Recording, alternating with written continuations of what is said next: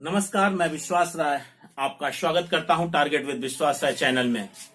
आशा करता हूं कि आप अपनी पढ़ाई स्टार्ट कर चुके होंगे और बहुत ही मनोध्यान से अपने लक्ष्य की ओर आप आगे बढ़ रहे होंगे।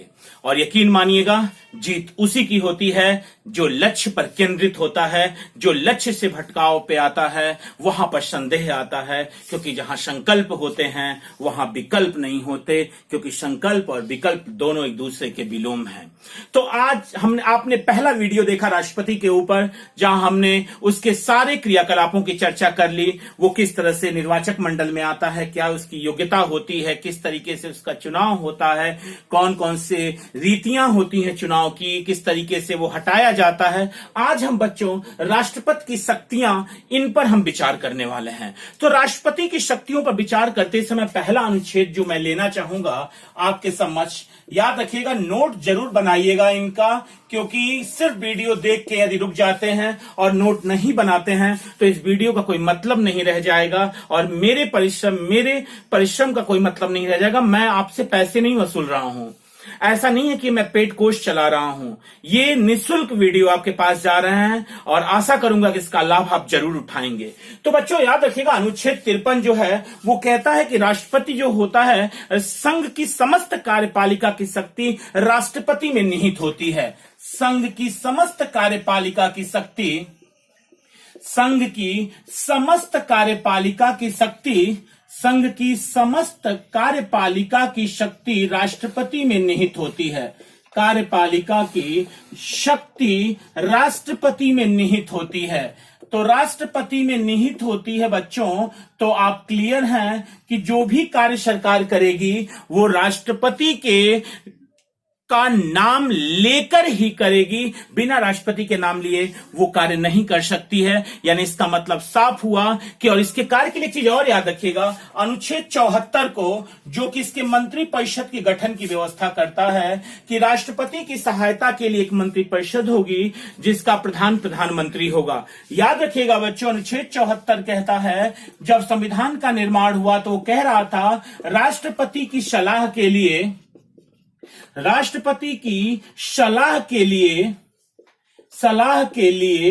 एक मंत्री परिषद होगी, एक मंत्री परिषद होगी जिसका प्रधान प्रधानमंत्री होगा। मंत्री परिषद होगी जिसका प्रधान प्रधानमंत्री होगा, जिसका प्रधान प्रधानमंत्री होगा। याद रखिएगा बच्चों, याद रखिएगा, 42वें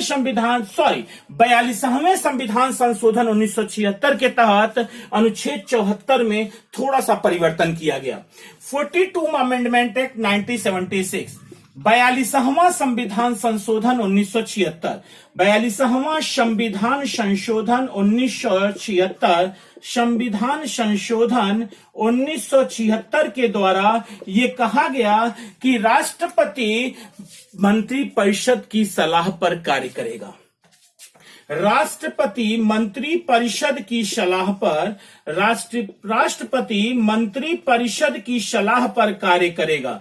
मंत्री परिषद की सलाह पर कार्य करेगा, सलाह पर कार्य करेगा। तो याद रखिएगा बच्चों, चीज पुनः मैं आपसे आऊंगा कहने के लिए कि जो अनुच्छेद 74 है, जब संविधान का निर्माण हुआ तो इसने कहा कि राष्ट्रपति की सलाह के लिए एक मंत्री परिषद होगी जिसका प्रधान प्रधानमंत्री होगा। लेकिन 42 अमेंडमेंट एक्ट 1976 स्वर्ण सिंह समिति की अनुशंसा पर यह संविधान संशोधन लाया गया था। स्वर्ण सिंह समिति की अनुशंसा पर, स्वर्ण सिंह समिति की अनुशंसा पर, स्वर्ण सिंह समिति की अनुशंसा पर यह संविधान संशोधन लाया गया था, जिसमें अनुच्छेद 74 कहता है, अनुच्छेद 74 कहता है कि राष्ट्रपति मंत्री परिषद की सलाह पर कार्य करेगा। राष्ट्रपति मंत्री परिषद की सलाह पर कार्य करेगा। बढ़िया, आते हैं अगले अनुच्छेद पे। अगला अनुच्छेद जो महत्वपूर्ण अनुच्छेद है शक्तियों को दायरे में लेते हुए, अनुच्छेद 77।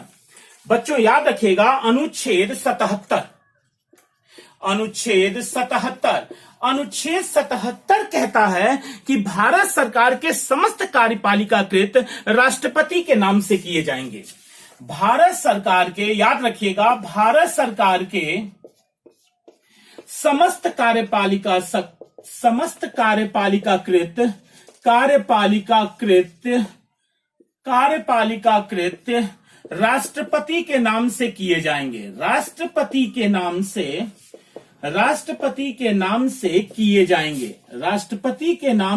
किए जाएंगे। राष्ट्रपति के नाम से किए जाएंगे। यानी चाहे युद्ध हो, चाहे संधि हो, चाहे किसी अन्य देश के साथ कोई समझौता हो, ये सभी जो होंगे वो राष्ट्रपति के नाम से होंगे। ये आर्टिकल 77 कहता है, यानी भारतीय संविधान का अनुच्छेद 77 आपसे कहता है। और एक अनुच्छेद हम आते हैं अनुच्छेद 78 पे। अनुच्छेद 78 पे आए बच्चों, तो हम एक लाइन में कह सकते हैं कि जो प्रधानमंत्री, मंत्रिपरिषद और राष्ट्रपति के बीच की कड़ी होता है। यानी आप कह सकते हैं कि प्रधानमंत्री अनुच्छेद कहता है कि प्रधानमंत्री राष्ट्रपति और मंत्रिपरिषद के बीच की, राष्ट्रपति एवं मंत्रिपरिषद के बीच की कड़ी होता है। मंत्रिपरिषद के बीच की कड़ी होता है। यानी आपसे क्वेश्चन पूछता है कि निम्नलिखित में से किस अनुच्छेद में प्रधानमंत्री का एक कर्तव्य है कि राष्ट्रपति द्वारा मांगी गई सूचना उसे प्रदान करे, तो आंसर होता है अनुच्छेद 78। अगर इनको वन वर्ड सब्स्टिट्यूशन में करना है तो आप कह सकते हैं, एक शब्द में लिख सकते हैं कि प्रधानमंत्री का यह कर्तव्य है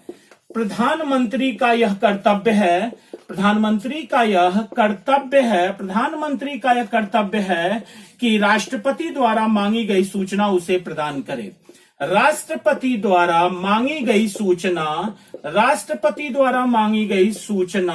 उसे प्रदान करे। याद रखिएगा बच्चों, नोट कर लीजिएगा, स्क्रीनशॉट लेना हो स्क्रीनशॉट लेते रहिएगा। अनुच्छेद 78 कहता है कि प्रधानमंत्री का यह कर्तव्य है कि वह राष्ट्रपति द्वारा मांगी गई सूचना प्रदान करे। या आपको इस तरह के वाक्यों में बांध सकता है एग्जामिनेशन हॉल में कि निम्नलिखित में से किस अनुच्छेद के तहत प्रधानमंत्री, राष्ट्रपति और मंत्रिपरिषद के बीच की कड़ी होता है, तो भी उसका आंसर होगा अनुच्छेद 78 के तहत होता है। यानी अनुच्छेद 78 के तहत होता है। एक चीज और याद रखिएगा बच्चों, राष्ट्रपति के प्रसाद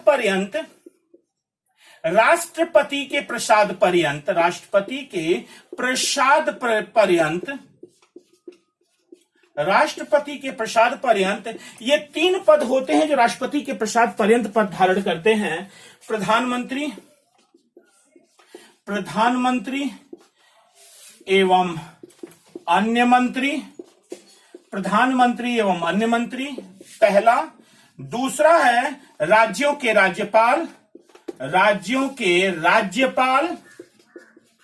और तीसरा है भारत का महान्यायवादी, अटॉर्नी जनरल ऑफ इंडिया, महान्यायवादी। यानी ये जो 3 पद आप देख रहे हैं बच्चों, ये राष्ट्रपति के प्रसाद पर्यंत पद धारण करते हैं।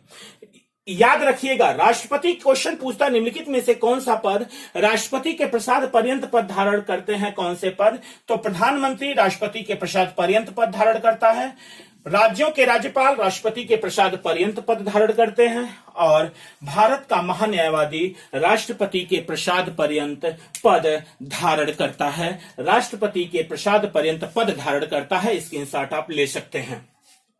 ये बहुत ही महत्वपूर्ण है बच्चों, याद रखिएगा, ये बहुत ही महत्वपूर्ण है कि निम्नलिखित में से कौन सा पद राष्ट्रपति के प्रसाद पर्यंत पद धारण करते हैं। तो याद रखिएगा, प्रधानमंत्री तथा अन्य मंत्री, दूसरा राज्यों के राज्यपाल, और तीसरा भारत का महान्यायवादी। जब तक राष्ट्रपति चाहेंगे, प्रसाद पर्यंत का मतलब होता है कि जब तक राष्ट्रपति चाहेंगे तब तक वो अपने पद पर बने रहेंगे, जहां तक राष्ट्रपति की बात है बच्चों, याद रखिएगा, भारतीय संविधान का अनुच्छेद 79, अनुच्छेद 79 कहता है कि जो संसद होगी, वो 3 लोगों से मिलकर बनती है। लोकसभा प्लस राज्यसभा और प्लस राष्ट्रपति। यानी क्वेश्चन यदि आपसे पूछता है कि संसद में कितने लोग शामिल हैं, संसद के अंग होते हैं या संसद मिलकर बनती है, तो आप कहते हैं लोकसभा, राज्यसभा और राष्ट्रपति से मिलकर संसद का निर्माण होता है अनुच्छेद 79 के तहत। और सीधा भी कह सकते हैं कि 79 कहता है कि राष्ट्रपति संसद का एक अभिन्न अंग होता है, राष्ट्रपति संसद का एक अभिन्न अंग होता है, राष्ट्रपति संसद का एक अभिन्न अंग होता है। आते हैं अगले टॉपिक पे बच्चों। अनुच्छेद 108, भारतीय संविधान का अनुच्छेद 108, आप राष्ट्रपति पढ़ रहे हैं, राष्ट्रपति की शक्तियां। अनुच्छेद 108, दोनों सदनों के संयुक्त अधिवेशन, दोनों सदनों की संयुक्त बैठक, दोनों सदनों की संयुक्त बैठक, संयुक्त बैठक। कई बार क्वेश्चन पूछता है, 3 क्वेश्चन यहां से उठते हैं। निम्नलिखित में से किस अनुच्छेद में संयुक्त बैठक का प्रावधान है दोनों सदनों की? तो आंसर होता है अनुच्छेद 108 में दोनों सदनों के संयुक्त बैठक का प्रावधान है। अगर क्वेश्चन पूछता है इस बैठक को आहूत कौन करता है, तो आंसर होता है आहूत राष्ट्रपति करता है। आहूत मतलब होता है बच्चों, आहूत मतलब होता है बुलाना, सम्मान करना। और यदि क्वेश्चन पूछता है इन दोनों सदनों की संयुक्त बैठक की अध्यक्षता कौन करता है, कई बार क्वेश्चन पूछा गया है, यहां तक कि पीसीएस और समीक्षा अधिकारी में भी क्वेश्चन पूछा गया है, अध्यक्षता कौन करता है, तो आपका आंसर होता है लोकसभा अध्यक्ष। यानी यहां से 3 क्वेश्चन आपके पास जा रहे हैं। दोनों सदनों के संयुक्त बैठक किस अनुच्छेद के तहत होती है? आंसर होता है अनुच्छेद 108 के तहत होती है। क्वेश्चन पूछता है इस दोनों सदनों की संयुक्त बैठक की आहुति कौन करता है, तो आंसर होता है कि आहुति जो होती है वो राष्ट्रपति द्वारा होती है। और जब क्वेश्चन पूछे इन दोनों सदनों के संयुक्त बैठक की अध्यक्षता कौन करता है, तब आपका आंसर होता है अध्यक्षता लोकसभा का अध्यक्ष करता। बहुत ही महत्वपूर्ण क्वेश्चन है बच्चों, याद रखिएगा। आप टू द पॉइंट है इस चैनल पे, आप वही पढ़ रहे हैं जो एग्जामिनेशन हॉल में आएगा, जो आपके पेपर में आएगा। और एक बात और याद रखिएगा, आपको ज्ञानी नहीं बनना है, आपको अपना लक्ष्य हिट करना है एट एनी कॉस्ट, यानी किसी भी कीमत पर मुझे अपना लक्ष्य चाहिए। बस एक चीज दिमाग में रहनी चाहिए आपके, और कोई चीज दिमाग में नहीं रहनी चाहिए। और बिना मतलब की चीजों को कूड़ा करकट जमा कर लोगे यदि दिमाग में, तो यकीनन अच्छी चीजें आप में ओवरफ्लो तो हो ही जाएंगी। अतः कूड़ा करकट हटाइए, एग्जामिनेशन की चीजों को लीजिए, और यकीन माने सफलता की राह में वही आप एक साधन सिद्ध होगा, अन्यथा कहीं ना कहीं हो सकता है बाधक भी बन जाए। आते हैं टॉपिक पे। अगर हम देखें बच्चों, तो राष्ट्रपति के पास 2 शक्तियां और हैं। वो लोकसभा में कुछ लोगों को मनोनीत करता है और राज्यसभा में कुछ लोगों को मनोनीत करता है। अनुच्छेद 331 के तहत वह लोकसभा में, राष्ट्रपति लोकसभा में, याद रखिएगा बच्चों, राष्ट्रपति लोकसभा में 2 आंग्ल भारतीय समुदाय के सदस्यों को, 2 आंग्ल भारतीय समुदाय के सदस्यों को मनोनीत करता है। समुदाय के सदस्यों को मनोनीत करता है, सदस्यों को मनोनीत करता है। 2 आंग्ल भारतीय समुदाय के सदस्यों को मनोनीत करता है, यानी अनुच्छेद 331। तो लोकसभा में कितने सदस्यों को? 2 सदस्यों को। कहां से? एंग्लो इंडियन, 2 एंग्लो इंडियन समुदाय के सदस्यों को मनोनीत करता है। और एक अनुच्छेद है अनुच्छेद 80(1), अनुच्छेद 80 का खंड 1, जहां पर राष्ट्रपति राज्यसभा में 12 सदस्यों को मनोनीत करता है।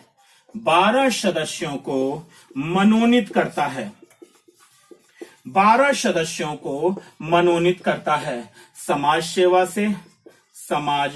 से, खेल से, कला से, साहित्य से, यहां से वो 12 सदस्यों को मनोनीत करता है। यानी अनुच्छेद 331 के तहत राष्ट्रपति लोकसभा में 2 आंग्ल भारतीय समुदाय के सदस्यों को मनोनीत करता है, और अनुच्छेद 80(1) के तहत राष्ट्रपति राज्यसभा में 12 सदस्यों को मनोनीत करता है। यानी संसद में यदि देखा जाए तो 12 और मिलकर 2 मिलकर, संसद में अगर देखा जाए तो 14 सदस्यों को मनोनीत करता है। तो कई 3 क्वेश्चन बन गए। लोकसभा में पूछे तो 2 सदस्य, राज्यसभा में पूछे तो 12 सदस्य, और जब आपसे पूछे कि संसद में कितने सदस्यों को मनोनीत करता है तो 12 और 2 मिलके 14 सदस्यों को मनोनीत करता है, 14 सदस्यों को मनोनीत करता है। एक चीज और याद रखिएगा बच्चों, एक चीज और याद रखिएगा, अनुच्छेद 111, अनुच्छेद 111, अनुच्छेद 111, अनुच्छेद 111 कहता है कि यदि राष्ट्रपति जो है, राष्ट्रपति जब लोकसभा राज्यसभा दोनों सदन विधेयक को पारित कर देते हैं तो विधेयक राष्ट्रपति के पास जाता है। यदि राष्ट्रपति उस पर हस्ताक्षर करता है तो अधिनियम बन जाता है। तो राष्ट्रपति के पास 3 शक्तियां हैं, या तो हस्ताक्षर करे, या तो वो वापस कर दे, और या तो उसे जेबी पॉकेट वीटो के अंतर्गत उसे रख ले। यानी इसका मतलब अनुच्छेद 111 विधेयक पर अनुमति देने के संबंध में है, विधेयक पर अनुमति देने के संबंध में है, विधेयक पर अनुमति देने के संबंध में है। अनुच्छेद संविधान, भारतीय संविधान का अनुच्छेद 111। और एक चीज और बच्चों जो बहुत महत्वपूर्ण है, कई बार क्वेश्चन पूछता है, हम आशा करते हैं कि इसे नोट कर रहे होंगे, स्क्रीनशॉट ले रहे होंगे आप।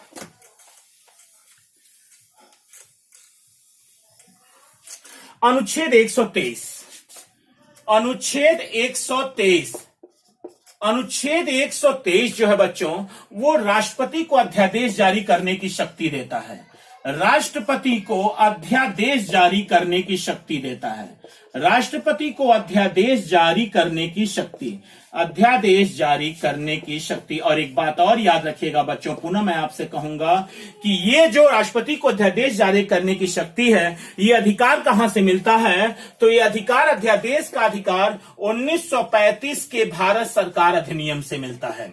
भारत सरकार अधिनियम, राष्ट्रपति को अध्यादेश जारी करने की शक्ति 1935 के भारत सरकार अधिनियम से मिलती है, 1935 के भारत सरकार अधिनियम से मिलती है। और 2 क्वेश्चन यहां से आते हैं जो बड़े ही महत्वपूर्ण क्वेश्चन है बच्चों, याद रखिएगा।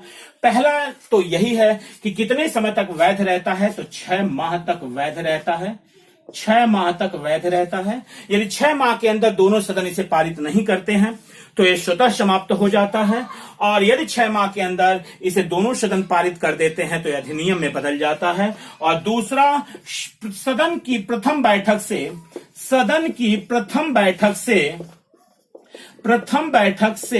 6 सप्ताह तक, 6 सप्ताह तक, यानी सदन की प्रथम बैठक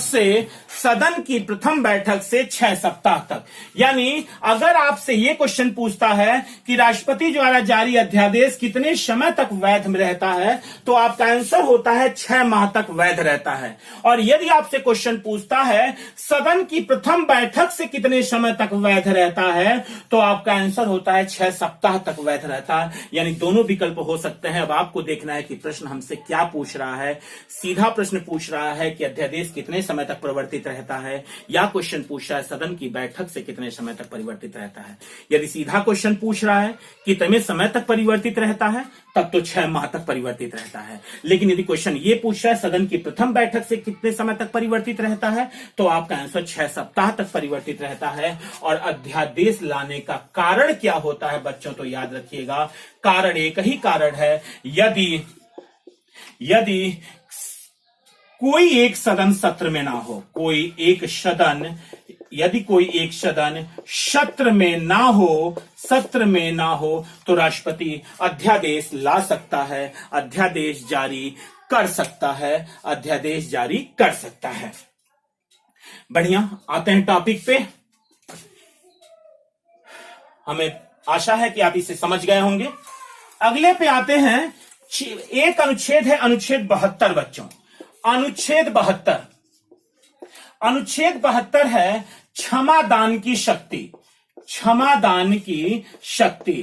तो राष्ट्रपति की क्षमादान की शक्ति जो है वो अनुच्छेद 72 के तहत आती है, जहां पे वो मृत्युदंड को भी क्षमा कर सकता है और मार्शल को भी क्षमा कर सकता है, सैन्य अदालत द्वारा दिए गए दंड को भी क्षमा कर सकता है। और एक अनुच्छेद आता है अनुच्छेद 143, अनुच्छेद 143, ये है कि राष्ट्रपति को उच्चतम न्यायालय से परामर्श लेने का अधिकार, परामर्शी अधिकार है। राष्ट्रपति को उच्चतम न्यायालय से, राष्ट्रपति को उच्चतम न्यायालय से परामर्श लेने का अधिकार। याद रखिएगा, परामर्श लेने का अधिकार। उच्चतम न्यायालय से एक ही व्यक्ति परामर्श ले सकता है और वो है राष्ट्रपति, और राष्ट्रपति को एक ही संस्था परामर्श दे सकती है और वो है उच्चतम न्यायालय। ये 143 अनुच्छेद 143 में कहा गया है, अनुच्छेद 143 में कहा गया है। और एक चीज और बता दें बच्चों, आपको ध्यान दीजिएगा इसके साथ ही कि राष्ट्रपति की कुछ आपातकालीन शक्तियां हैं। राष्ट्रपति की कुछ आपातकालीन शक्तियां हैं, राष्ट्रपति की कुछ आपातकालीन शक्तियां हैं, जिसके तहत 3 शक्ति आती है। ध्यान दीजिएगा बच्चों, अनुच्छेद 352, अनुच्छेद 352, अनुच्छेद 356, अनुच्छेद 356 और अनुच्छेद 360। अनुच्छेद 360, अनुच्छेद 352 यानी राष्ट्रीय आपातकाल, राष्ट्रीय आपातकाल 356 राष्ट्रपति शासन और अनुच्छेद 360 वित्तीय आपातकाल।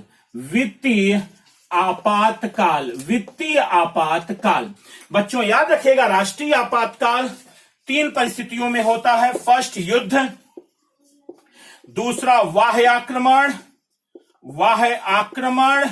और तीसरा है सशस्त्र विद्रोह।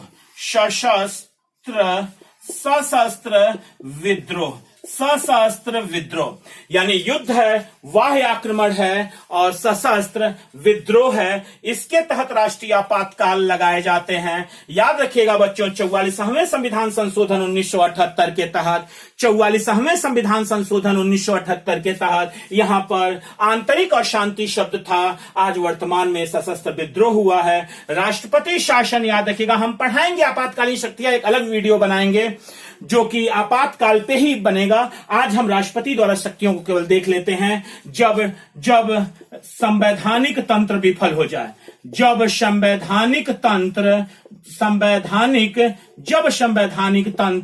विफल हो जाए तो अनुच्छेद 356 के तहत राष्ट्रपति शासन होता है। और जब राष्ट्रपति को यह आभास हो जाए कि भारतीय अर्थव्यवस्था में अस्थिरता आ चुकी है तो वो वित्तीय आपातकाल की घोषणा कर सकता है।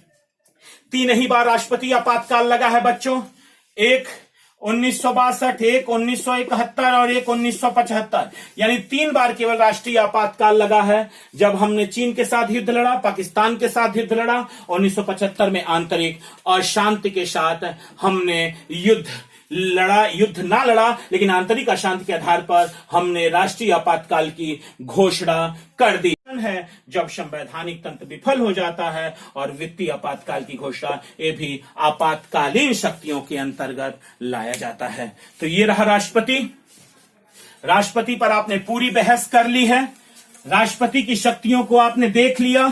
राष्ट्रपति पर पूरा एक वीडियो, कंप्लीट वीडियो आपके पास जा चुका है और आशा करते हैं कि आप इन वीडियो को बहुत अच्छी तरीके से इनका एक परीक्षण करेंगे।